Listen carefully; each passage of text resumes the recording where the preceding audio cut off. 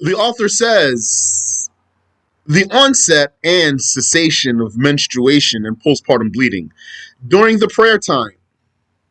So now this chapter is about the rules of this menstrual or postpartum bleeding starting or stopping during the prayer time. If menstruation or postpartum bleeding occurred after the prayer time enters, while the woman had not yet prayed, so the prayer time came in and she didn't pray yet, that's not haram.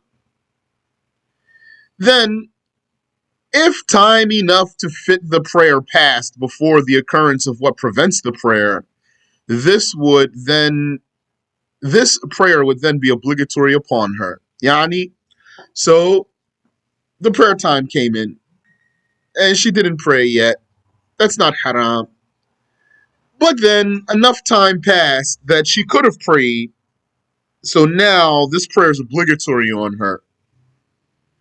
When we say enough time passed where she could have prayed means enough time passed where she could have prayed without something that stops her from praying. She could have prayed because there was nothing that stopped her from praying. She just didn't pray yet. Then this prayer becomes obligatory upon her. Thus, she has to make it up after the menstruation or postpartum bleeding terminates. So that prayer that she had enough time to pray before her menses came or her postpartum bleeding came, she's going to have to make that up later because she had enough time to pray it before what stopped her from praying stopped her.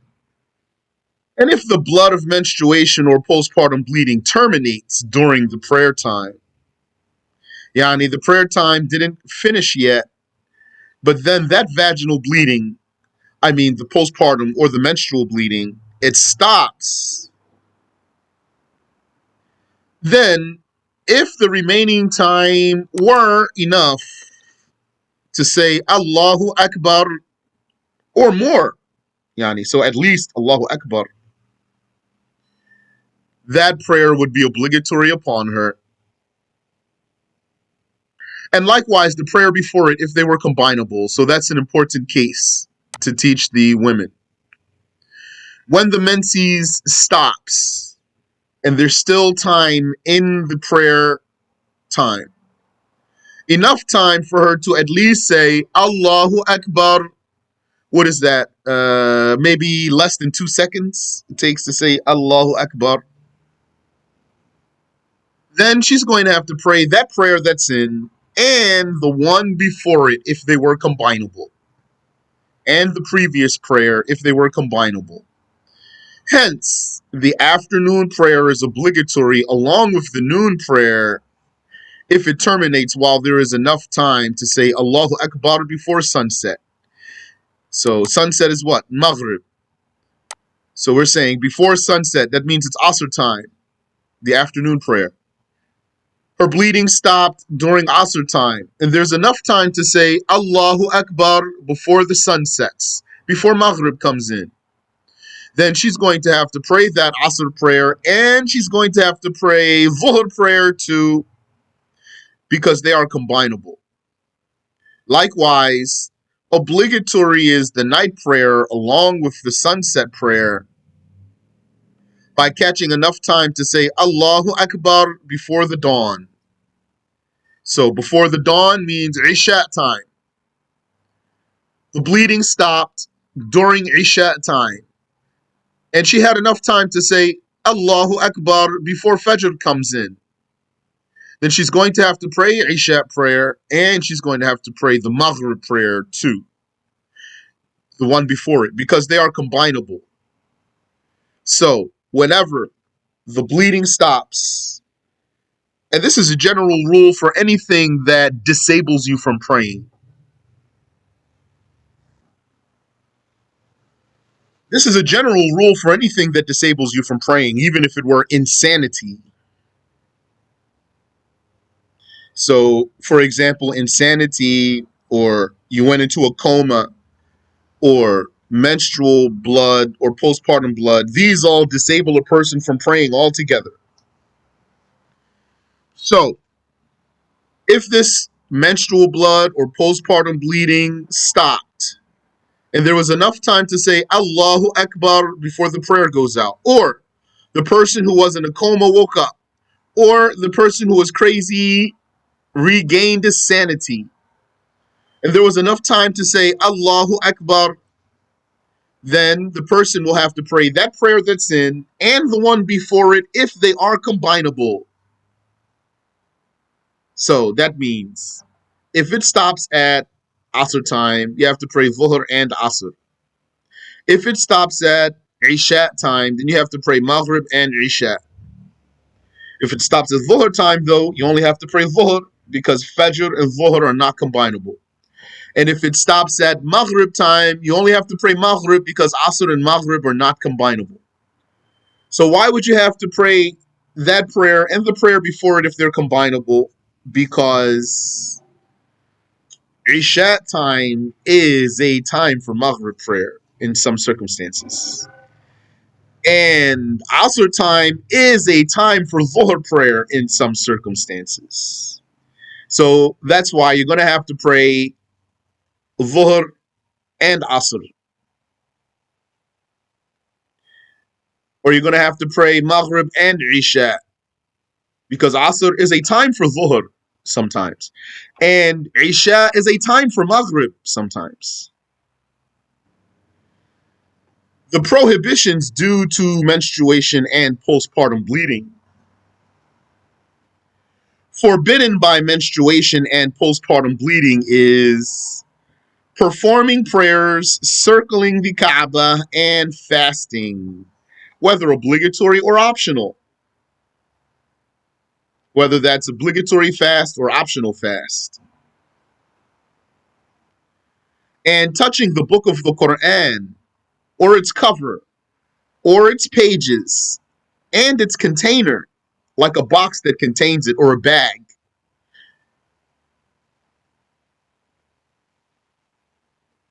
Likewise, what has Quran written upon it for study, such as a board,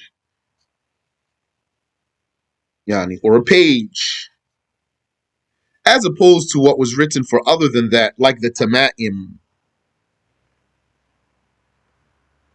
The tama'im, that means the hirs that you wear around your neck, for example, or in your pocket. You could have it in your pocket. You could have it around your neck. This one is not written for study. Yani, the Quran that's written in there is not written for study. It's not written for recitation. It's written for protection. So this one, you can wear it even if you are menstruating. Carrying the book of the Quran, unless it were in luggage, while carrying the Mus'haf was not the aim. Meaning,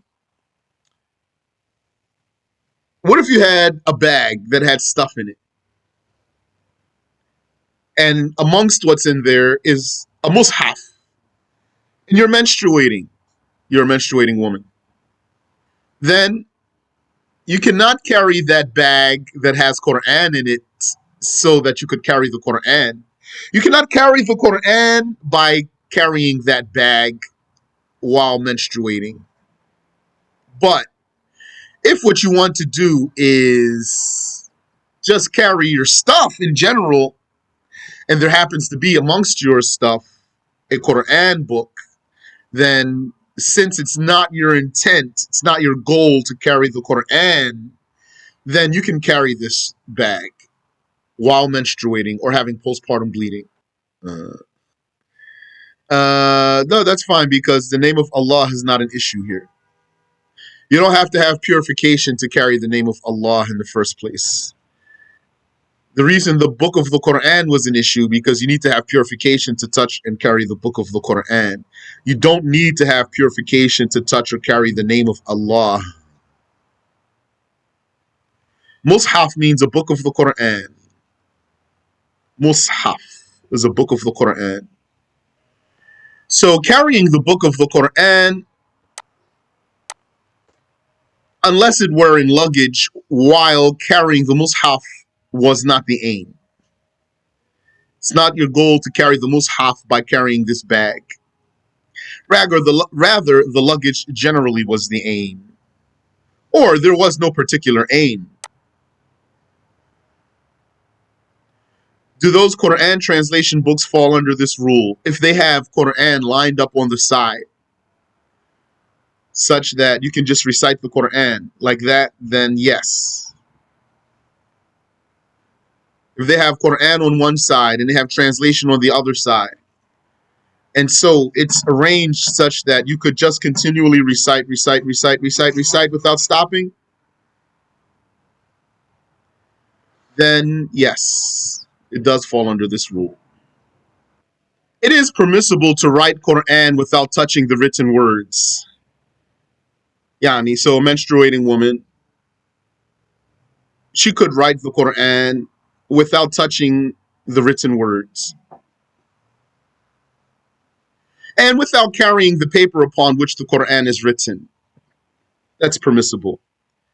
It is not prohibited to carry Quran that is written with interpretation that exceeds the words of the Quran. But what's meant here is that the interpretation is mixed with the Quran.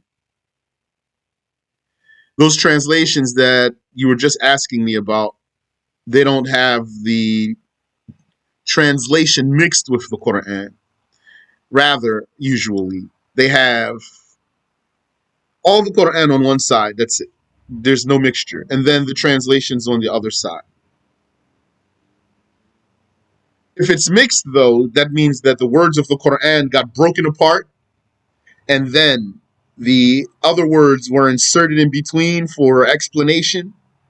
And then those words that are inserted become more than the Quran itself. Then you don't need to have purification to touch that. Then a menstruating woman could touch something like that. So it is not prohibited to carry Quran that is written with interpretation that exceeds the words of the Quran. And what's meant here is that it's mixed with the words of the Quran. Hence, if the words of Quran were greater or equal to it, greater or equal to the explanation that got mixed in there, then it is prohibited. And staying in the mosque, even if that is by going back and forth in it without sitting down, that's haram for the menstruating or postpartum bleeding woman. And we're talking about the masjid, not a musalla. Musalla does not have the judgment of a masjid. The menstruating or postpartum bleeding woman can enter the musalla while having this vaginal bleeding. As for passing through the masjid without stopping, that means she goes in one door and comes out another door. Not that she goes in through a door and comes back out through the same door. No, not that. She goes in through one door and comes out through another door. So as for passing through by entering one door and exiting a different door, if the menstruating or postpartum bleeding woman is not safe from contaminating the masjid, it is forbidden. If she is, it is not forbidden. However, it is disliked. So what makes a musalla different in this case? Musalla has different judgment in many cases. It's not a masjid. It's the fact that it's not a masjid, the judgment is for the masjid, not a musalla. You could have a musalla in your house. Just you might make a room in your house, a musalla, that's where you pray. So that's not a masjid. So if that room in your house is a musalla, then you're not going to say that a menstruating woman cannot enter that room, for example. It's not a masjid. It doesn't have the judgment of a masjid. So if you had an entire building that's like that, basically means this building, whoever wants to pray can pray here. That's a musalla. Doesn't make it a masjid. You're welcome. The masjid's going to be a waqf. Waqf means that no one owns it, and you can't change its status from a masjid to something else. There's several differences between a masjid and a musalla. You might own that building. It's yours. Your building, you own it. And you said to the people, come and pray. That's a musalla. And reciting the Quran with that intention. Yani reciting the Quran with the intention of reciting Quran. As for if she did not intend to recite the Quran by what she recites, that happens to be in the Quran. Like if she says during a time of calamity, Inna lillahi wa inna ilayhi raji'un. So that's not with the intention of reciting Quran, she says that. Or if she says when writing, Subhana alladhi sakhara lana hadha wa ma kunna lahu muqrinin. With the intention of dhikr, not the intention of reciting the Quran, it is not prohibited. The meaning here is not important. We don't have here the meaning of the sentences. Let me see this first one here. Okay, the meaning is there. The second one doesn't. Even if the meaning's not there, though, that's not important here. And so what's like that also? Like if she said, Alhamdulillahi Rabbil Alameen.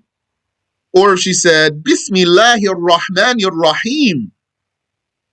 Not with the intention of reciting the Quran, although you find those statements in the Quran, then that's not haram for that menstruating woman to do. Rather, she's going to say those with dhikr, with the intention of dhikr.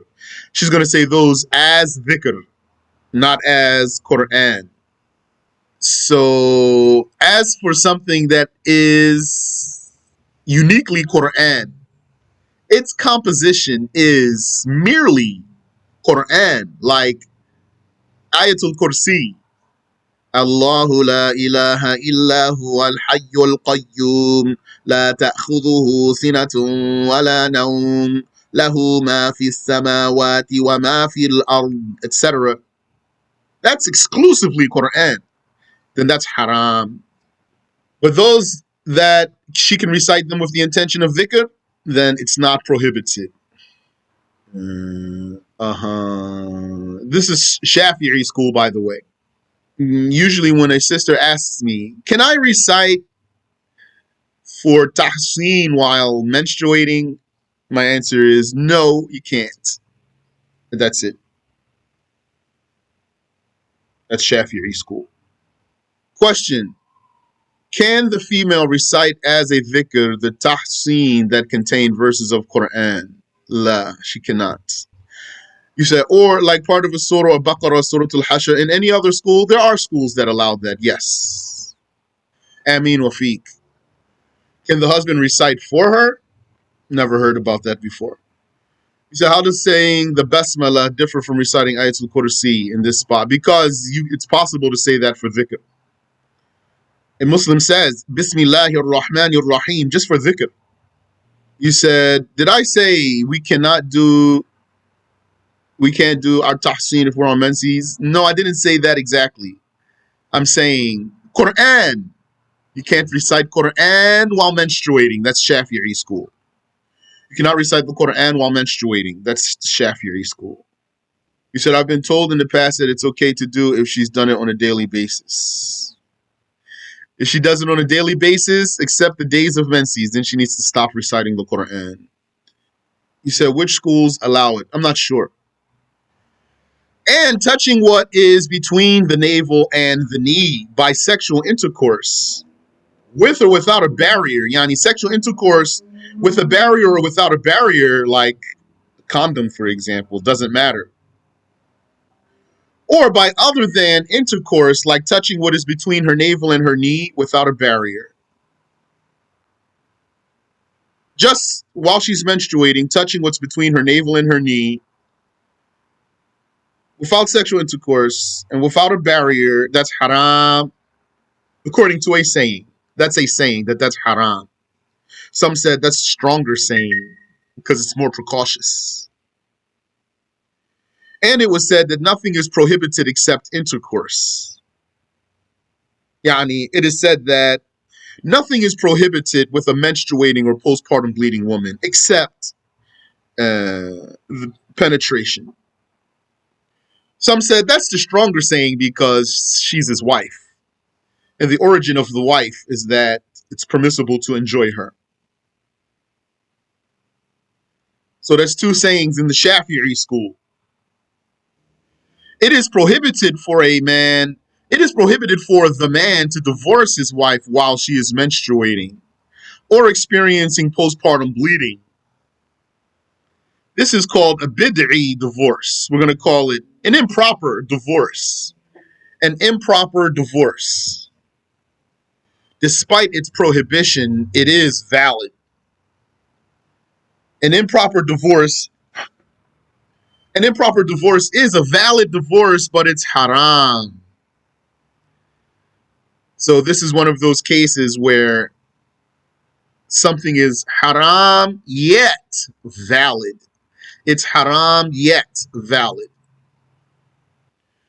If the blood stops, none of the aforementioned is lawful before she performs a ghusl except fasting and divorce.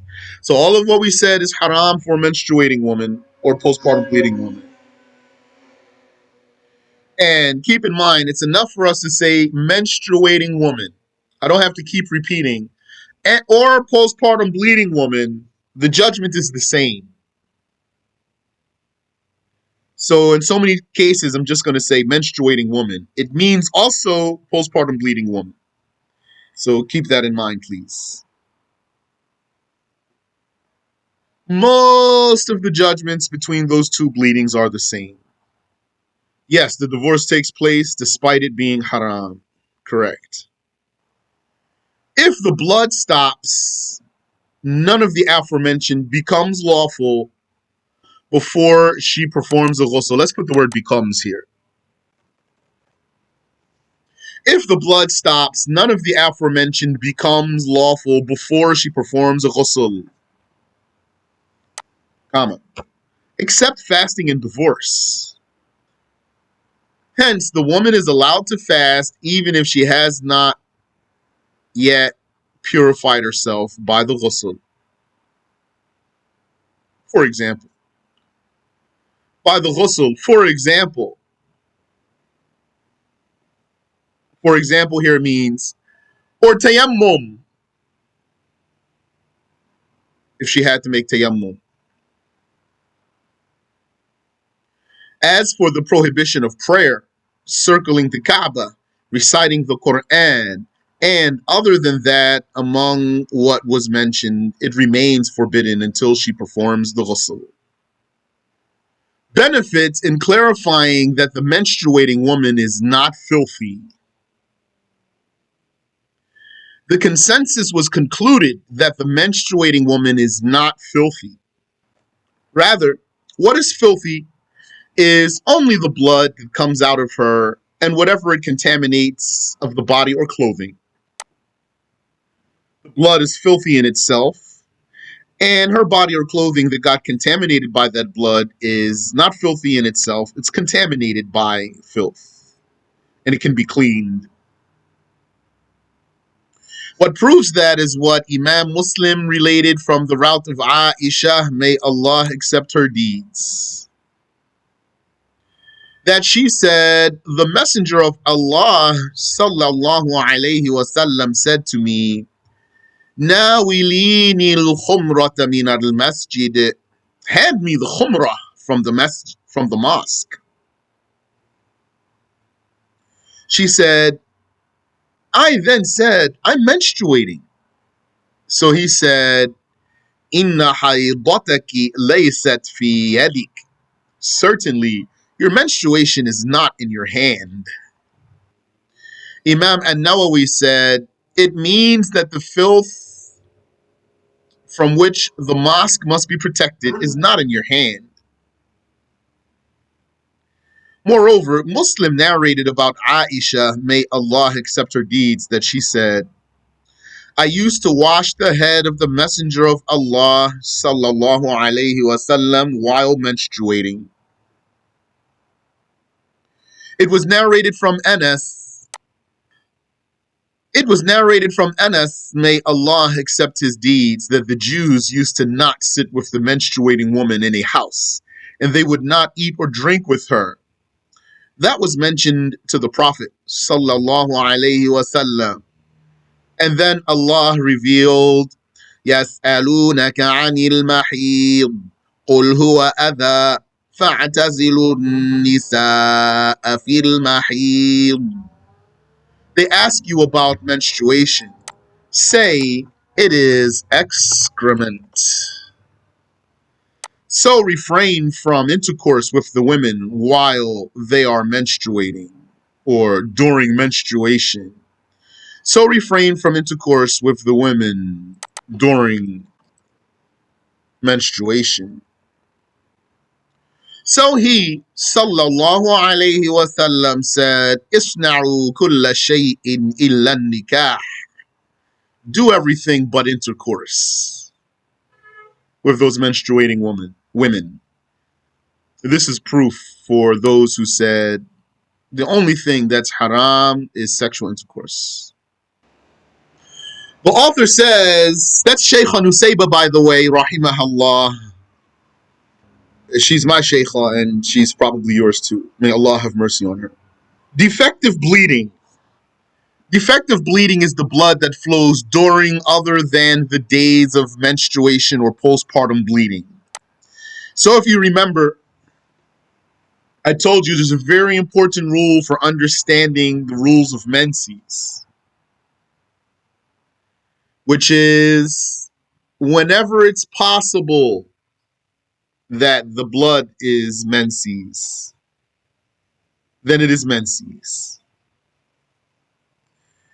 So how are we going to know it's menses and it's not postpartum bleeding?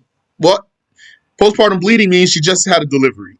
So if she didn't just have a delivery, you're not going to say it's postpartum bleeding. So postpartum bleeding is going to be associated with a delivery. So if there's no delivery in the issue, then that's excluded. So then what's left? Menses and defective bleeding. So how are you going to know then if it's menses or defective bleeding? The rule is any days that are possibly menses are menses. Days of menses. So if that's the case, then what's istihadah? Istihadah is the blood that flows during other than the days of menstruation or postpartum bleeding. Days that can't be menses and they can't be postpartum bleeding. Here we have a little paragraph here. If a girl bleeds before approximately 9 lunar years, this cannot be menses, so it's defective bleeding. If a woman bleeds for less than 24 hours and it doesn't come back, then this cannot be menstruation, so it is also defective bleeding. If a woman were menstruating, then the bleeding goes beyond 15 days. This 16th day is defective bleeding for sure, and possibly some of what is before it, according to the proper details that will come. We're going to talk about that. If she bleeds within the necessary 15-day purity between two menstrual cycles, there has to be 15 days between two menses.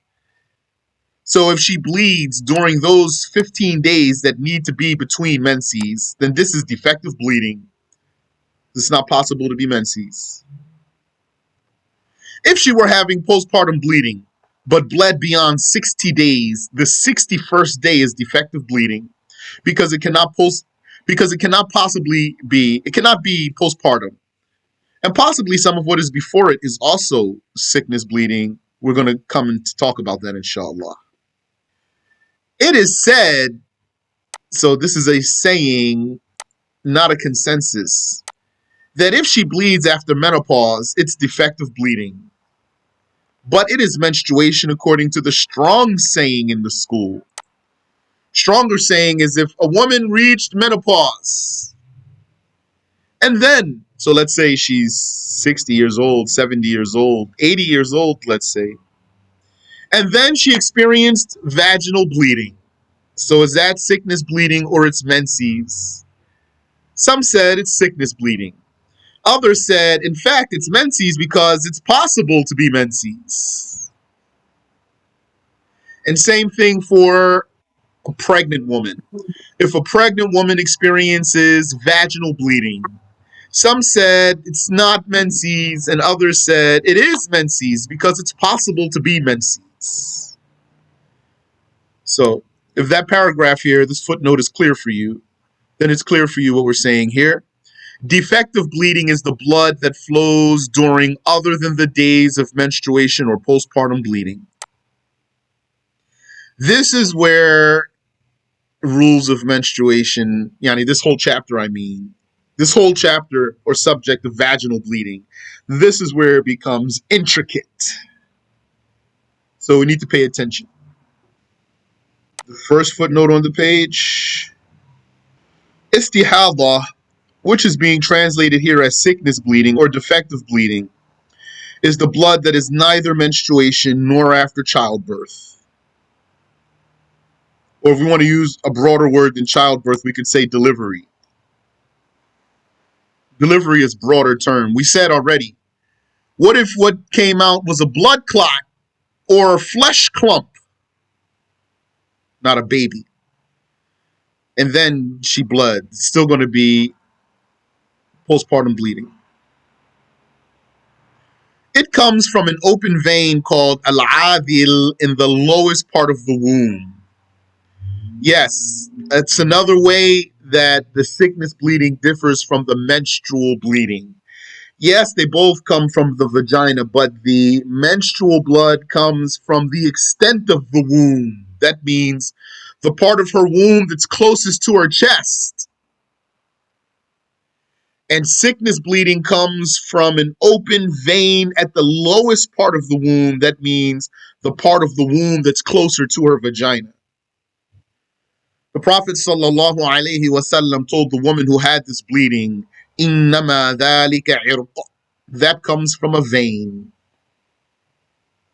Or, that is merely a vein, meaning that's the source of that blood. It's not menses. Defective bleeding is similar to incontinence. The judgments of the woman experiencing defective bleeding.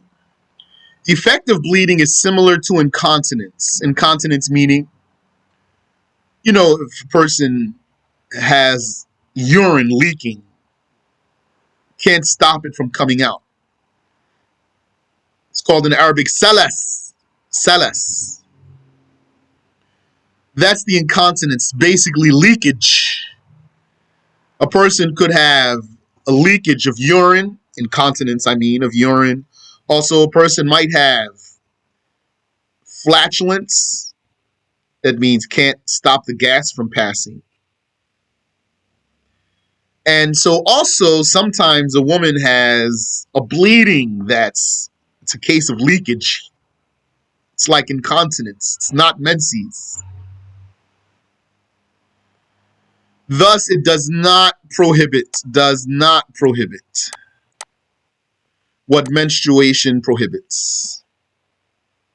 Whether prayer, fasting, tawaf, or other than that. Meaning, if a woman has sickness bleeding, she's still allowed to have intercourse with her husband. It's not haram. Hence, the woman experiencing this sickness bleeding or defective bleeding is obligated to wash her vagina and to stuff it with the likes of cotton. Yani, says stuff it here. If you want a lighter word, you could just say block it. Stuff might be. That's what it says though. Fatahshuhu.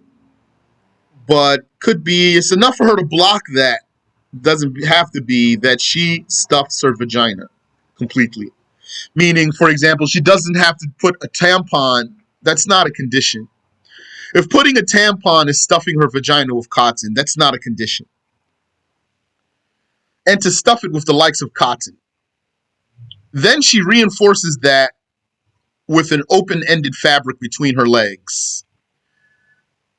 One of which comes out in front of her and the other end comes out behind her. Yani, what's being described here, one might say, is crude. is a crude example of what she could do, which is fine. Yani, it's fine for us to mention a crude example here. Remember, Islam is religion for all the people all over the world. It's not just a religion for people who live in first world country and they have toilet tissue and they have facilities and things. Islam's religion for all the people who live in the desert, people, someone's in the jungle or someone is in the ice tundra, doesn't matter. It's very important to remember that to help you understand the rules.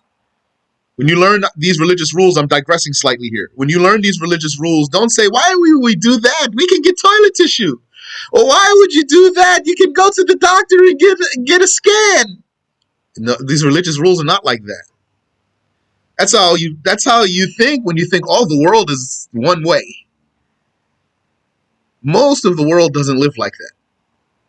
That's why when we learn these lessons, when we learn about making istinjat, we learn about making istinjat with stones. Where does it say in the religious books making istinjat with toilet tissue, a roll of toilet tissue? So keep that in mind. So what does it say here? Hence, the woman experiencing it is obligated to wash her vagina and to stuff it. We talk about the defective bleeding, and to stuff it with the likes of cotton or block the vagina so that the blood doesn't contaminate the body or clothes. Then she reinforces that with an open-ended fabric. It means, yeah, a piece of fabric from one end to the other end. It's not a circle. An open-ended fabric between her legs, one end of which comes out in front of her and the other end comes out behind her. Then she ties it with a strap around her midsection. So imagine the sumo wrestler has something between his legs. He has something around his waist that holds it there. So you could possibly find something that's easier than what's mentioned here. But what's mentioned here is just give you a good example, or what's easy for all the people or any person. If she does what this process achieves, that is sufficient. Like if she had a panty liner that has sufficient absorbency. If the woman is harmed by the stuffing and strapping, she's not obligated to do that. If she is fasting, she would leave out the stuffing altogether so that her fast is not invalidated, because if she's fasting and she inserts something into her vagina, it will break her fast. Oh, mashallah. You said there was a time in these so-called first world countries that they did the same with the open-ended fabric as described. If you're old enough, you may have lived it. Subhanallah, that's interesting. Thank you. The woman experiencing defective bleeding performs wudu with intention of performing wudu, or with the intention of rendering prayer permissible, and not with the intention of lifting the ritual or religious impurity, because she is in a state of perpetual impurity. She is in a lasting, ongoing impurity. The leakage is not stopping. So she cannot intend to lift the religious impurity by making her wudu. Rather, she's going to intend to make her prayer permissible, or she's going to just intend to make wudu. Those are valid intentions. Same thing for a person like a man who has incontinence of urine. If he has that constant leakage, he's not going to intend to lift his impurity because he can't get out of his impurity. Not until the leakage stops. So he's going to intend, rather, when he makes wudu, now I intend to render my prayer permissible, for example. Also, it is obligatory upon her to perform the wudu without intermission that allows the preceding organ to dry before the next is washed. Meaning, here's the question. What is the judgment of succession in wudu? Succession means, it's called muwalah. or muwalat, if you want to say it with a tap. Succession means to wash the next organ before the last one dries. What is the judgment of this succession in the wudu? The answer is, according to the Shafi'i school, that's a sunnah. It's merely recommended and not obligatory, unless you have an ongoing impurity. In the Shafi'i school, muwalat in wudu is only a condition when you have this constant leakage. Otherwise, it's sunnah. So according to the Shafi'i school, you could wash your face with the intention for wudu. I'm talking about if you're in a normal situation. And then 2 hours later, you could wash your arms. It's valid. And then an hour later, you could wipe your head. And 2 hours later, you could wash your feet. That's a valid wudu in Shafi'i school. Unless you're a person who has this leakage problem, then you must observe the succession and wash the next organ before the last organ dries. And when we talk about washing the next organ before the last one dries, we mean under moderate circumstances. Under moderate circumstances. That means it's not too cold outside so that the water won't dry. It's not too hot so that the water dries so fast. Also, your body is not so warm that it's going to make the water dry fast. Or for some reason, your body's so cold. So we're not talking about any of those extremes when we talk about washing one organ before the last one dried, which is called muwalat, succession in your wudu. In order to observe this succession, it means you want to consider normal circumstances. So let's say it is very hot outside. As soon as you wash your face, khalas, it's dry. Then you're going to still give yourself a little more time because that's not normal. That's extreme. In case she does not find water, she performs tayammum. That's clear. The woman experiencing defective bleeding does all of the aforementioned for every obligation. For every obligation, whether prayer or otherwise, whether two things of the same type or of different types. And even if it were not originally an obligation, like a vow and the prayer of a child. Hence, it is not allowed to pray two obligatory prayers with one emergency purification. All of what this woman is doing here, we're talking about how she has to make wudu anyway, and how she has to adjust her intention, make sure she doesn't intend to lift the impurity, and how she has to also wash her vagina and put something to block the blood, and all of that. All of that is the emergency purification. It is not allowed to pray two obligatory prayers with one emergency purification. So if a person has normal, healthy case, no leakage, then you could pray all your 5 prayers with the same wudu. But if you're a person who has any type of leakage like this, incontinence of urine or defective bleeding, or you can't stop passing gas ever, always passing gas, then, meaning, let me be more exact, the leakage occurs before you could make a complete purification and complete prayer. That's how frequent the leakage is. If the leakage is so frequent that you cannot complete purification and prayer before it leaks again, then you're officially having a perpetual impurity.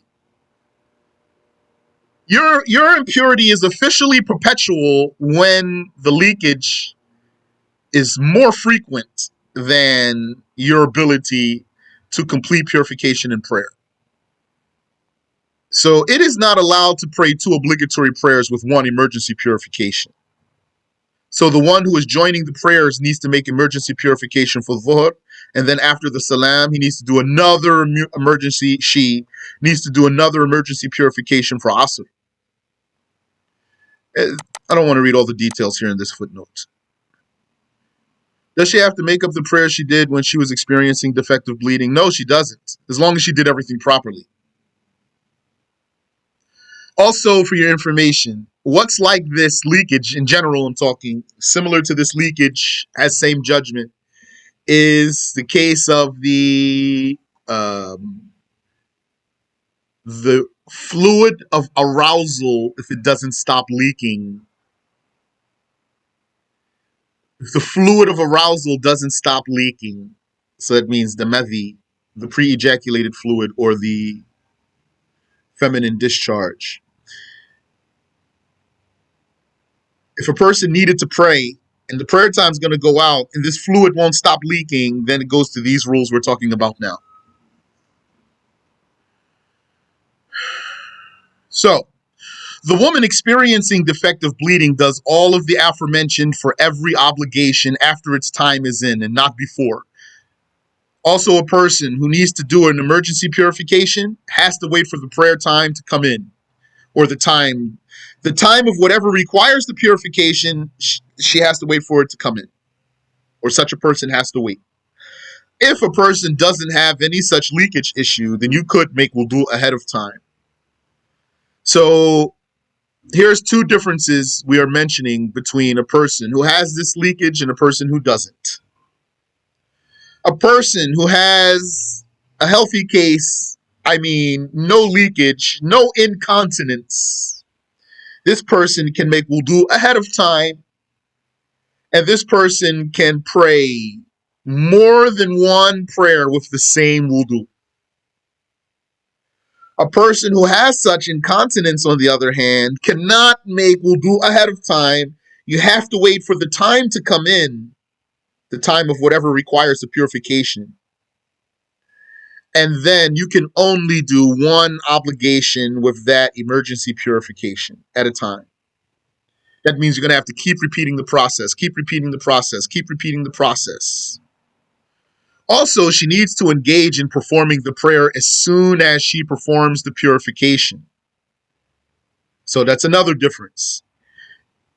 A person who has such incontinence has to pray immediately after the purification. A person who doesn't have this leakage doesn't have to pray immediately after the purification. Yes, even the combinable prayers. Even the combinable prayers. Also, she needs to engage in performing the prayer as soon as she performs the purification. If she delays praying beyond that, she has to repeat the entire process. Yani, how much time does she have between finishing her purification and praying? She has about as long as 2 rak'ahs to start praying. How long does it take to pray 2 rak'ahs? She has about that time to start praying. So she doesn't have to put a prayer carpet right outside her bathroom door. Go in her bathroom, do everything, step out, step on the carpet and pray. It doesn't have to be like that. But she needs to hurry up. Except if the delay were for a benefit related to the obligatory prayer. Yani, for the welfare of the prayer, if it were for the welfare of the prayer, such as covering the nakedness, she has to put her clothes back on. Waiting for the congregation, that's a valid reason to delay. She's waiting for the jama'ah to start. Repeating after the mu'adhin, that's a valid reason. The religion gave her the permission to be able to listen to the mu'adhin and repeat after him. And determining the qibla. In such instances, the delay does no harm. If the woman experiencing defective bleeding fulfilled the required conditions and prayed, then her prayer is valid. Hence, she does not have to repeat the prayers. That's the answer to the sister's question a few minutes ago. The defective bleeding does not prohibit what menstruation prohibits. Thus, her judgment concerning what is obligatory upon her and what is permitted of worships is the judgment of the pure women, except the purification. That's where's the difference. Her purification has some adjustment that we already said. She has to wait for the time to come in. She has to observe the succession in washing the organs. She has to pray immediately, as previously clarified. Hence, she prays, fasts, circles the Kaaba, and she is allowed to carry the book of the Quran if she performed purification. Also, she recites the Quran. She's not menstruating. And if she stays in the mosque, if she is safe from contaminating it. Moreover, her husband is allowed to have sexual intercourse with her, and divorcing her is not prohibited while she is in a state of defective bleeding. Wallahu ta'ala a'lam. Allah knows best. Stop there. Question: what will happen if one passes gas in the middle of the prayer due to one's sickness? Does the person have incontinence of gas, or just person sick and then he passed gas? If he has incontinence, then it doesn't matter. Because that's the same thing we're saying now. It's just like the fact the woman is bleeding. That's just like she's bleeding with a sickness bleeding. So we're saying she's going to pray despite that blood. Or just like if a person had incontinence of urine, this person is going to pray despite the urine coming out. Because it won't stop. This person has incontinence. And we said incontinence means that it flows so frequently that you cannot perform purification and prayer. You cannot complete purification and prayer without more leakage. So if it's that frequent, like the gas comes out that frequently that you can't complete purification and prayer without leakage, which is the gas in this case, then as long as your purification is done properly, then you're safe. Question: so if her menses stopped, then she needs to do her ghusl and pray her salah soon after? She can't keep a 2-hour gap between the ghusl and the prayer? Yeah, that's different. We're not talking about that. That's completely different from what we were saying here. Because your question is about menses. We didn't say in the case of menses. What we're talking about here is sickness bleeding or any other type of perpetual impurity. In the case of sickness bleeding and perpetual impurity, then she's going to make wudu and pray immediately. This includes qada prayers too, as they are obligatory prayers. You mean having to go through the process every time? Yes. She has to repeat the process for every single obligatory prayer, even the makeup prayers. Can one read the Quran in this state? Yes. The woman who has sickness bleeding is not a menstruating woman. So it's so important to understand this difference. These are great questions, although they're answered already in the lesson, but they're still good questions in that it makes me reiterate for you. A woman who has sickness bleeding is not a menstruating woman. She must pray. It's not an option. A menstruating woman cannot pray. A woman with sickness bleeding must pray. So, two different cases. And the woman who has menses cannot have sexual intercourse with her husband, and she cannot fast. The woman who has sickness bleeding, she can have sexual intercourse with her husband, even though she's bleeding from her vagina. And she must fast. Question: her repeating the process, is this specific to praying? No. For every obligation. It's like tayammum. If you know the rules of tayammum, it's the same. For every obligation, not just for prayer. Every obligation that requires purification, she has to repeat. Rafiq.